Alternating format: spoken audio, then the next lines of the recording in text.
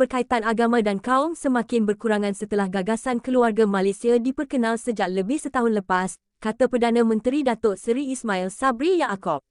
Beliau berkata menerusi perkembangan positif itu, kerajaan boleh memfokus kepada usaha memulih dan membangunkan ekonomi negara pasca COVID-19 manakala rakyat boleh memberi perhatian untuk meningkatkan ekonomi mereka.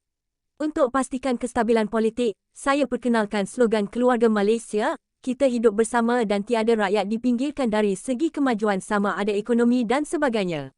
Melalui Keluarga Malaysia, kita dah kurang dengar tentang polemik agama dan kaum. Jadi kita tidak tumpukan kepada perkara yang tidak penting seperti masalah perkauman, agama dan sebagainya. Kesan daripada kestabilan politik itu, ekonomi Malaysia berkembang dari semasa ke semasa, katanya.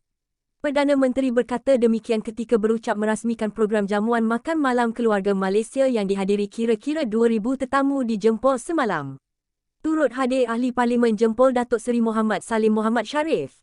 Menyentuh mengenai ketidakstabilan politik ketika di awal pentadbiran beliau, Perdana Menteri berkata keadaan itu juga menjadi perkara utama untuk diselesaikannya memandangkan isu tersebut turut menjejaskan ekonomi negara. Bayangkan tidak pernah berlaku dalam sejarah satu penggal Parlimen, 3 PM Perdana Menteri, sebab itu usaha menyelesaikan masalah ketidakstabilan politik perlu dilakukan.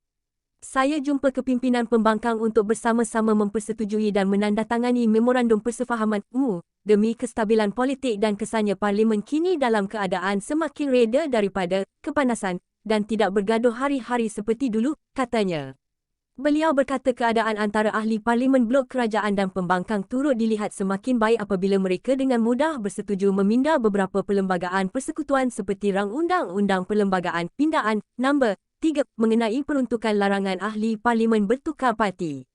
Ismail Sabri juga berkata ketika mengambil alih kerajaan, beliau perlu menyelesaikan isu COVID-19 yang ketika itu masih mengganas menyebabkan rakyat terpaksa tinggal di rumah sekaligus ekonomi turut terkesan.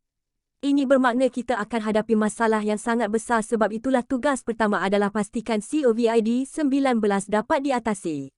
Alhamdulillah, setelah beberapa bulan COVID-19 dapat dikurangkan dan sektor ekonomi serta sempadan negara dibuka semula, katanya. Dalam perkembangan lain, Ismail Sabri berkata beliau akan mencadangkan kepada unit perancang ekonomi dan Kementerian Kerja Raya untuk membina lebuh raya yang menghubungkan Paroi dengan Seting di Negeri Sembilan bagi memudahkan orang ramai. InsyaAllah, kalau saya menang dan masih menjadi Perdana Menteri, saya juga akan pastikan pejabat imigresen dibuka di Jempol, jadi rakyat tak perlu keseremban untuk buat dan perbaharui pasport.